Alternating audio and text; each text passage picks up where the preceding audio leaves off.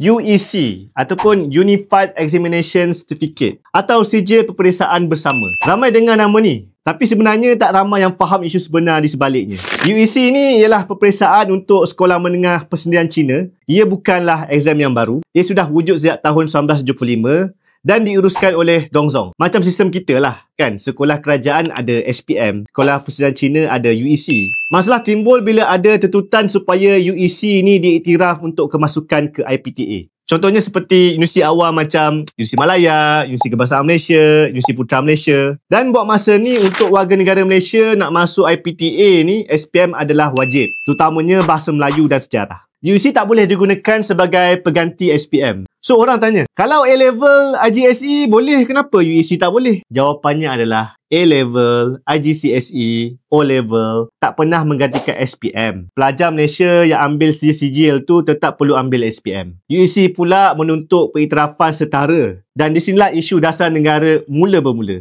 Pertama, kedudukan bahasa Melayu sebagai bahasa kebangsaan. UEC ni menggunakan bahasa Mandarin sebagai bahasa pengantar. Yang kedua, isu perpaduan nasional. Dasar pendidikan Malaysia ni bukan sekadar nak lahirkan pelajar yang pandai, tapi juga nak bina masyarakat yang berkongsi pengalaman pendidikan bersama. Ini bukan soal pelajar UEC bijak ataupun tidak. Ramai pelajar UEC ni memang cemerlang lah, kan? Berjaya di luar negara. Tapi isunya adalah, kalau pengiktirafan ni dibuat, ia perlu dikaji secara menyeluruh supaya tak adalah bercanggah dengan perlembagaan dan dasar pendidikan kebangsaan. Jadi bila bercakap tentang UEC ni, ini bukan soal siapa yang betul atau siapa yang salah. Ini soal bagaimana sebuah negara menyusun sistem pendidikannya supaya selari dengan perlembagaan, bahasa kebangsaan dan matlamat jangka panjang untuk perpaduan masyarakat. Perbincangan tentang UEC ni wajar dibuat dengan lebih teliti berdasarkan fakta, undang-undang dan realiti negara kita yang majmuk. Kerana apa sahaja keputusan yang dibuat, kesannya bukan setahun dua, tetapi juga kepada generasi Malaysia yang akan datang.